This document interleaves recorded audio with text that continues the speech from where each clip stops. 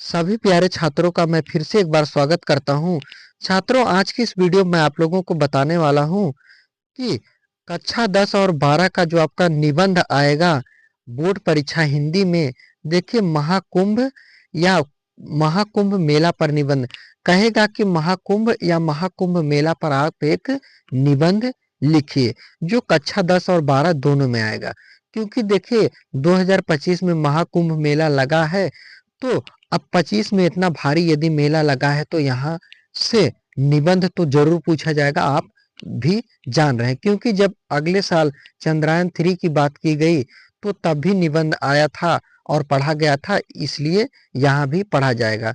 देखिए board exam 2025 class 10 and 12 कक्षा 10 और 12 में यदि आप हैं तो आपको वीडियो शुरू से लेकर अंत तक देखना है, और मात्र कम ही समय में मैं आपको बताऊंगा और हर चीज ऐसा समझाकर बताऊंगा, ना तो आपको लिखने की जरूरत पड़ेगी ना तो आप याद करने की। आप सुनकर सिर्फ याद करके जाकर बोर्ड परीक्षा में लिख सकते हैं। और यदि आप लिखना चाहते हैं तो कॉपी पेन लेकर आराम से अपने नोट्स में या किसी भी जगह पर इसको लिख लीजिए या स्क्रीनशॉट मार के इसको याद कर लीजिएगा। 2025 में 99% गारंटी पूछा जाएगा। 99% गारंटी है कि यह पूछा जाएगा। 24 फरवरी पेपर आपका जो हिंदी का है, टॉपिक है निबंध लेखन। लेखन और यह हिंदी है, हिंदी आपका विषय है। देखिए महाकुंभ या महाकुंभ मेला, अब आपको पहले रूपरेखा डालना है। जैसे रूपरेखा के अंतर्गत प्रस्तावना, पौराणिक कथा, आयोजन, महत्व, विशेषताएं, महाकुंभ मेले की चुनौतियां और समाधान, लास्ट में आपको निष्कर्ष लिख देना है। तो चलिए आज की इस वीडियो को शुरू करते हैं। तो देखिए दोस्तों, आपका जो वीडियो है यहाँ से आपका शुरू हो गया टॉपिक। यहाँ से अब अपना लिखना चालू करेंगे। अगर आप चैनल पर नए हैं तो चैनल को सब्सक्राइब कर दीजिएगा, वीडियो को लाइक कीजिएगा और वीडियो को शेयर कीजिएगा।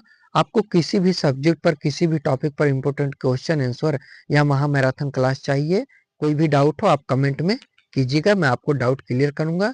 इंपॉर्टेंट क्वेश्चन आंसर महामैराथन क्लास लाकर दे दूंगा। और मैं जब भी महामैराथन क्लास लाता हूँ तो उसके अंतर्गत बहुविकल्पी, अति लघुत्तरी, लघु उत्तरी, दीर्घ उत्तरी सभी प्रश्नों का उत्तर कराता हूँ। 1 से 1.5 घंटे का वीडियो बनाता हूँ महामैराथन क्लास में, जिसमें आपके सभी पूरे पेपर ही कंप्लीट हो जाते हैं एक तरह से। अब देखिए आपका टॉपिक आया है निबंध लेखन। अब निबंध लेखन आपके टॉपिक के अंतर्गत यह है, यह देखिए जो कक्षा 10 में है यह 7 नंबर का पूछा जाएगा, और कक्षा 12 में यह कितने नंबर का पूछा जाएगा? कक्षा 12 में 9 नंबर का पूछा जाता है। कितने नंबर का? 9 नंबर का पूछा जाता है। तो कक्षा 10 में कितना नंबर हो गया आपका? 7 नंबर, और कक्षा 12 में 9 नंबर। अब कक्षा 12 में चाहे आप साहित्यिक हिंदी के छात्र हो, चाहे आप सामान्य हिंदी के छात्र हो, आप दोनों लोगों को यह पढ़ना है। तो साहित्यिक हिंदी वो लेते हैं जो आर्ट साइंस होते हैं, जो इतिहास भूगोल ये सब सब्जेक्ट पढ़ते हैं, अदर सब्जेक्ट।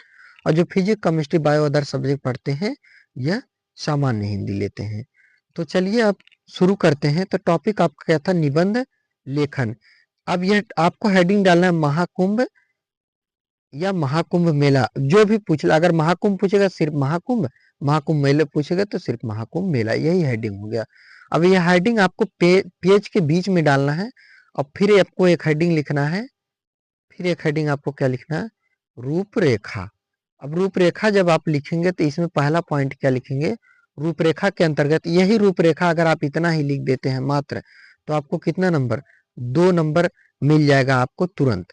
ठीक, तो पहला पॉइंट आप लिखेंगे प्रस्तावना, दूसरा पॉइंट आप लिखेंगे पौराणिक कथा, तीसरा पॉइंट आप लिखेंगे आयोजन।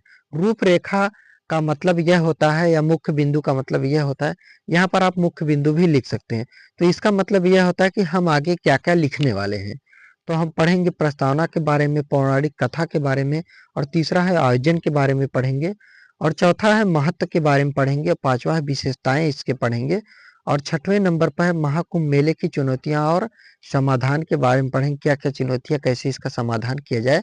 और लास्ट में पढ़ेंगे निष्कर्ष, आखिर पूरे कुंभ या महाकुंभ का क्या निष्कर्ष निकला। तो चलिए अब रूपरेखा यहाँ से हो गया। यहाँ से आप लिखना चालू कर देंगे कॉपी में। आपका जो पेपर में क्या आएगा? निबंध लेखन। निबंध लेखन के अंतर्गत यही आपका है निबंध, और यहाँ से निबंध आपका चालू हो जाता है प्रस्तावना से।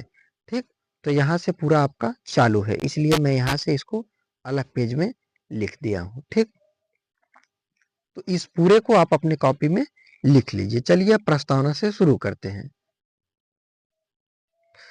अब आ गया आपका प्रस्तावना। प्रस्तावना में आपको लिखना है महाकुंभ में, देखिए पहला नंबर ही प्रस्तावना। महाकुंभ मेला एक ऐसा अद्भुत धार्मिक आयोजन है, एक बहुत ही अद्भुत मतलब बहुत ही अच्छा धार्मिक आयोजन है जो भारत की सांस्कृतिक धरोहर का प्रतीक है। यह भारत की सांस्कृतिक धरोहर यानी भारत की जो संस्कृति पहले चली आ रही थी वही संस्कृति का पालन आज भी किया जा रहा है। इसका कहने का मतलब यह है, यह विश्व का सबसे बड़ा धार्मिक मेला है। यह पूरे विश्व का सबसे बड़ा धार्मिक मेला, ऐसा धार्मिक मेला पूरे विश्व में कहीं नहीं लगता है, जो हर 12 वर्ष के अंतराल में 4 पवित्र स्थानों पर आयोजित किया जाता है। हर 12 वर्ष में क्या होता है, कुंभ का मेला लगता है। ठीक, अभी आप सोचेंगे अर्ध कुंभ 144 साल, एक तो 144 साल, आगे सब पढ़ना है, डरिए मत, आगे सब पढ़ना है, सब बताऊंगा। तो यह कितने स्थान पर, 4 पवित्र स्थानों पर मेला लगता है। प्रयागराज, हरिद्वार, उज्जैन और नासिक में। 2025 में महाकुंभ मेला प्रयागराज में आयोजित किया गया। 2025 में जो महाकुंभ मेला लगाया गया है, आयोजित किया गया, वह कहां पर, प्रयागराज, इलाहाबाद में किया गया है। तो प्रस्तावना आप समझ चुके होंगे। दूसरा पॉइंट आपका आ जाता है क्या, पौराणिक कथा। महाकुंभ की पौराणिक कथा समुद्र मंथन से जुड़ी है। यह किससे, समुद्र मंथन से, एक तरह से समुद्र से ही जुड़ी है। जब समुद्र मंथन हो रहा था पहले के समय में, समुद्र मंथन मतलब एक तरह से समुद्र से ही जुड़ी, आप समझ लीजिए। देवताओं और असुरों के बीच अमृत कलश के लिए हुए युद्ध। देवता थे और असुर मतलब एक तरह से राक्षस थे, उनके उन अमृत कलश के लिए, अमृत एक कलश था, उसके लिए अमृत कलश हानि जो आप समझ सकते हैं, उसके लिए युद्ध हुआ था। युद्ध के दौरान अमृत की कुछ बूंदें इन 4 स्थानों पर गिरी थी। अब जब युद्ध हो रहा था कलश के लिए, तो वहां से 4 बूंदें, जो बूंदें थी वह चारों स्थानों पर गिरी। अमृत की कुछ बूंदें चारों स्थानों पर थोड़ा थोड़ा गिर गई, जिसके कारण ये 4 स्थान पवित्र माने जाते हैं। इसी के कारण ये 4 स्थान पवित्र माना जाता है। चारों स्थानों के नाम है, जैसे प्रयागराज में गिरा था, हरिद्वार में गिरा था, उज्जैन में गिरा था और नासिक में गिरा था। तो चलिए अब आगे देख लेते हैं।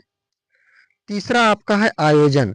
आयोजन में क्या लिखेंगे हम, यह मेला ज्योतिषी की गणनाओं के आधार पर आयोजित किया जाता है। ज्योतिष की गणना यानी जो ज्योतिष होते हैं, जो एक तरह से ज्योतिष मतलब एक तरह से जो बहुत ही ज्ञानी होते हैं, ये सब पंडित लोग के, जैसे कोई ज्योतिष होता है तो जैसे बहुत वो सब क्या करते हैं, जैसे कोई हाथ की रेखा देख लेते हैं, कोई चीज बता देते हैं क्या होने वाला, तो ये सब ज्योतिष होते हैं। ठीक, जब एक तरह से ब्राह्मण ही मान लीजिए ज्योतिष में, जब क्योंकि ये लोग पहले क्या होते थे, ज्यादातर यही पूजा पाठ और आज भी करते हैं, लेकिन पहले तो बहुत ही ज्यादा था, तो यही लोग सबसे आगे थे पहले में। देखिए, जब चंद्रमा, सूर्य और बृहस्पति की स्थिति विशेष रूप से अनुकूल होती है, तब कुंभ मेले का आयोजन किया जाता है। अब इनकी स्थिति बहुत ही अनुकूल होती है, मतलब थोड़ा क्या होता है, अनुकूल, अनुकूल मतलब एक तरह से मान लीजिए कि स्थिति एकदम शांत होती है। महाकुंभ का आयोजन विशाल स्तर पर होता है। महाकुंभ का जो आयोजन है वो बहुत ही विशाल स्तर पर होता है। इसमें स्नान के लिए विशेष घाट बनाए जाते हैं। इसमें स्नान के लिए एक विशेष घाट बनाया जाता है। विशेष मतलब बहुत ही अच्छा घाट बनाया जाता है। वहां पर साधु संत अपने शिविर लगाते हैं और प्रवचन देते हैं। वहां पर अपना शिविर मतलब एक तरह से जैसे कोई अपना स्थान ग्रहण किया, स्थान बना लिया, जैसे डेरा डम्बर कोई डाल लिया, वहां पर रह गया, अपना प्रवचन दे रहा है, तो ये सब क्या होता है, शिविर लगाते हैं। इसी में थोड़ा से और आपको लिखना है, इसके अलावा अर्ध कुंभ मेला हर 6 वर्षों से आयोजित होता है। अर्ध कुंभ मेला 6 वर्षों में लगता है, आयोजित होता है। कुंभ का आयोजन हर 12 वर्षों में किया जाता है और कुंभ 12 वर्ष में लगता है, जबकि महाकुंभ का आयोजन हर 144 वर्षों में किया जाता है। अब 144 वर्षों में यदि महाकुंभ मेला लग रहा है तो यह बोर्ड परीक्षा में जरूर पूछा जाएगा। और क्योंकि 2025 में ही बोर्ड परीक्षा है, 24 फरवरी यूपी बोर्ड का परीक्षा और यूपी बोर्ड की परीक्षा, और 2025 में ही यह मेला लगा हुआ है। अब चौथा पॉइंट आपका क्या है, महत्व। महाकुंभ में लाखों श्रद्धालुओं गंगा, यमुना और सरस्वती के संगम में स्नान करते हैं। गंगा, यमुना, सरस्वती का संगम कहाँ पर है, प्रयागराज में। और यहाँ पर श्रद्धालु यानी जो भी श्रद्धालु, जो भी व्यक्ति, श्रद्धालु वह होता है जो व्यक्ति यहाँ से जाता है, तो सभी व्यक्ति जो यहाँ से गए हैं वह गंगा यमुना सरस्वती के संगम पर स्नान करते हैं, नहाते हैं। यह माना जाता है कि इस पवित्र स्नान से सारे पाप धुल जाते हैं। यह माना जाता है, ऐसा है नहीं, यह माना जाता है, क्योंकि सही प्रमाण तो नहीं मिला है, ना तो कहा जा सकता है, सब माना जाता है। जैसे मैथ में आप कहते हैं मान लीजिए, उसे माना जाता है और मोक्ष की प्राप्ति होती है। यह भी माना जाता है कि वहां से मोक्ष की प्राप्ति होती है। मोक्ष की प्राप्ति मतलब आप महात्मा बुद्ध के बारे में पढ़े होते हैं, जो निर्वाण प्राप्त कर ले, मोक्ष की प्राप्ति, ठीक, यह होता है मोक्ष की प्राप्ति। महाकुंभ न केवल एक धार्मिक आयोजन है, बल्कि यह भारतीय संस्कृति और एकता का प्रतीक है। यह एक धार्मिक आयोजन नहीं है, बल्कि जो भारत की संस्कृति है और सभी लोग एकता के सूत्र में बंधे हुए साथ में जा रहे हैं, रह रहे हैं, यह एकता का प्रतीक है। तो चौथा आपका हो गया महत्व। पांचवा आपका आ गया है विशेषताएं। अब विशेषताएं में आपको क्या क्या पढ़ना है? विशेषताएं। महाकुंभ मेला हिंदुओं का एक अत्यंत महत्वपूर्ण और विशाल धार्मिक आयोजन है। यह हिंदू का एक महत्वपूर्ण विशाल धार्मिक आयोजन है। यह एक बहुत ही बड़ा धार्मिक आयोजन है। इसकी कुछ प्रमुख विशेषताएं इसकी कुछ विशेषताएं इस प्रकार है। अब विशेषताएं के अंतर्गत ही आप पहला पॉइंट लिखेंगे, यह रोमन गिनती है। त्रिवेणी संगम की पवित्र, त्रिवेणी संगम की पवित्र मतलब आप समझे, त्रिवेणी किसे कहते हैं? तीन नदियों का जो समूह है उसी को त्रिवेणी संगम कहा जाता है। यह मेला गंगा, यमुना और सरस्वती नदियों के संगम पर आयोजित होता है। गंगा यमुना नदियों का जो सरस्वती है, गंगा यमुना और सरस्वती नदियों का जो संगम है, जो मतलब जहां पर तीनों मिली है, वहीं पर आयोजित होता है, जिसे त्रिवेणी संगम कहा जाता है, क्योंकि इसी को त्रिवेणी संगम कहा जाता है। इस संगम में स्नान करना अत्यंत पवित्र और मोक्षदायक माना जाता है। अत्यंत पवित्र और मोक्षदायक माना जाता है। मोक्षदायक मतलब जैसे सब कहते हैं ना, स्वर्ग में चला गया, तो ये सब ऐसा माना जाता है। ठीक, तो अब चलिए और दूसरा विशेषता देख लेते हैं। अब देखिए दूसरा विशेषता क्या है। दूसरा विशेषता है धार्मिक गतिविधियां। यहाँ स्नान, पूजा अर्चना, ध्यान, प्रवचन, कीर्तन आदि धार्मिक गतिविधियां चलती रहती। यहाँ पर पूजा पाठ अर्चना मतलब गाना, ध्यान लगाना, प्रवचन देना, कीर्तन भजन करना आदि जो धार्मिक गतिविधियां, जो धार्मिक कई तरह के धार्मिक रूप गतिविधियां हैं, वह हमेशा चलती रहती हैं। विभिन्न संप्रदायों के साधु संत अपने से शिविर लगाते हैं और धार्मिक मार्गदर्शन देते हैं। और कई संप्रदाय के, जैसे आप संप्रदाय पढ़े होंगे, जैसे जैन संप्रदाय, बौद्ध संप्रदाय, हिंदू संप्रदाय, तो कई संप्रदाय होते हैं जो क्या करते हैं, धार्मिक मार्गदर्शन देते हैं, वह धर्म के बारे में बताते हैं। अब हिंदू में भी हो सकता है और संप्रदाय हो, तो यह होते हैं।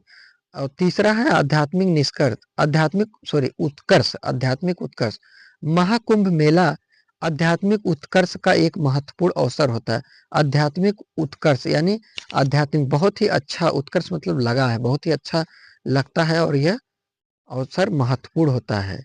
यहाँ आकर लोग अपनी आत्मा को शुद्ध करते हैं। अपनी आत्मा को लोग क्या करते हैं? शुद्ध करते हैं कि मैं शुद्ध हो गया और मैं नहा लिया, ऐसा लोग सोचते हैं, और मोक्ष की प्राप्ति के मार्ग पर अग्रसर होते हैं, और मोक्ष की प्राप्ति के लिए यह अपना प्रयास करते हैं कि मैं नहा लूं, पाप धुल जाए और मोक्ष की प्राप्ति हो जाए, ऐसा सोचते हैं। छठा पॉइंट आपका है महाकुंभ मेले की चुनौतियां और समाधान। अब छठा में इसमें आप पहला पॉइंट लिखेंगे भीड़ प्रबंधन। भीड़ प्रबंधन, इसको आप ब्लैक से कर दीजिएगा, भीड़ प्रबंधन। और जहां पर हेडिंग बने वहां पर डबल अंडरलाइन जरूर कीजिएगा, इस पे भी डबल अंडरलाइन करिएगा। यहाँ पर थोड़ा अच्छा नहीं लगेगा इसलिए मैं नहीं किया हूँ, लेकिन आपको बोर्ड परीक्षा में कर देना है, तो अंडरलाइन 2 कर दीजिएगा। महाकुंभ में आने वाले श्रद्धालुओं की संख्या बहुत अधिक होती है। महाकुंभ में आने वाले जो श्रद्धालु होते हैं, उनकी संख्या क्या होती है? बहुत होती है, जिससे भीड़ प्रबंधन एक बहुत बड़ी चुनौती बन जाती है। अब जब ज्यादा लोग आएंगे तो भीड़ को कैसे रोका जाए, यह बहुत चुनौती होता है, बहुत बड़ी चुनौती। भीड़ को नियंत्रित करना, श्रद्धालुओं को सुरक्षित रखना और भगदड़ जैसी परिस्थिति स्थितियों से बचाना आवश्यक होता है। बचना, स्थितियों से बचना या बचाना, एक तरह से आप कह सकते हैं। तो श्रद्धालुओं को कैसे बचे, वह बहुत ही भीड़ है, भगदड़ ना हो जाए, तो इसके लिए यह चुनौती एक तरह से हो जाता है। चलिए अब दूसरा इसके अंतर, अब देखिए इसके अंतर्गत दूसरा है स्वच्छता। लाखों लोगों को एक साथ आने से स्वच्छता बनाए रखना एक मुश्किल काम होता है। अब लाखों लोग यदि एक साथ आ जा रहे हैं, तो स्वच्छता बनाए, साफ-सफाई बनाए रखना बहुत ही मुश्किल काम हो जाता है। मेला क्षेत्र में साफ-सफाई, शौचालय और पेयजल की व्यवस्था करना आवश्यक होता है। अब मेला का जो क्षेत्र है, जो स्थान है, वहाँ पर साफ-सफाई करना, शौचालय बनाना और पेयजल यानी पानी पीने योग्य की व्यवस्था करना एक आवश्यक काम होता है और वह ज़रूरी काम होता है। ठीक, अब तीसरा है आवास। महाकुंभ में आने वाले श्रद्धालुओं के लिए आवास की व्यवस्था करना भी एक महत्वपूर्ण मुद्दा है और यह महत्वपूर्ण मुद्दा है कि उनके लिए कैसे हम रहने की व्यवस्था बनाएं। और अगला है, आगे है धर्मशालाओं, होटलों और टेंट की व्यवस्था करना आवश्यक होता है। अब क्या करना, धर्मशाला जहाँ पर जगह है रहने के लिए, होटल है, टेंट है, इनकी व्यवस्था करना भी एक आवश्यक काम होता है। तो देखिए, अब अगला आपका है निष्कर्ष। लास्ट में आपको क्या लिखना है, निष्कर्ष। निष्कर्ष में महाकुंभ मेला न केवल धार्मिक दृष्टि से महत्वपूर्ण है, बल्कि यह सामाजिक, सांस्कृतिक और पर्यटन की दृष्टि से भी महत्वपूर्ण है। न केवल धार्मिक मतलब धर्म के मामले ही में महत्वपूर्ण नहीं है, बल्कि सामाजिक, सांस्कृतिक यानी समाज में और संस्कृति जो चल रही, जो पर्यटन है, जो पर्यटन लोग देखने जाते हैं, अच्छा-अच्छा क्षेत्र है, उससे भी ये महत्वपूर्ण है। यह आयोजन भारत की समृद्ध सांस्कृतिक धरोहर का प्रतीक है। भारत की समृद्ध मतलब समृद्ध एक तरह से जो भारत की समृद्धि शुरुआत से चला आ रहा है, संस्कृति है, इसका भी यह प्रतीक है, धरोहर का प्रतीक है। यह बहुत ही महत्वपूर्ण प्रतीक है पहले का। आज भी ये चल रहा है और विश्व की भारतीय संस्कृति की महानता का परिचय देता है। पूरे विश्व में भारत की जो संस्कृति है, यह महान है, इसका परिचय देता है। तो दोस्तों, उम्मीद कर रहा हूँ कि आपको वीडियो पसंद आया। वीडियो पसंद आया होगा तो सबसे पहले वीडियो पाने के लिए चैनल को लाइक, सब्सक्राइब, शेयर ज़रूर कीजिएगा। कोई डाउट हो, कोई भी इम्पोर्टेंट क्वेश्चन आंसर चाहिए तो आप कमेंट कीजिएगा। मैं आपका डाउट क्लियर करूँगा और आपके किसी भी टॉपिक पर वीडियो बनाकर दे दूँगा, ताकि आपकी तैयारी बेहतर चलती रहे और आप सब कुछ छोड़ दीजिए, सिर्फ बोर्ड परीक्षा तक मन लगाकर पढ़ लीजिए, आपको जो अच्छा लगे कीजिएगा, क्योंकि आपके जीवन में इस परीक्षा सिर्फ एक बार आया, दोबारा नहीं आएगा, इसका बहुत ही महत्वपूर्ण योगदान होता है। तो आप मन लगाकर पढ़ाई कीजिए।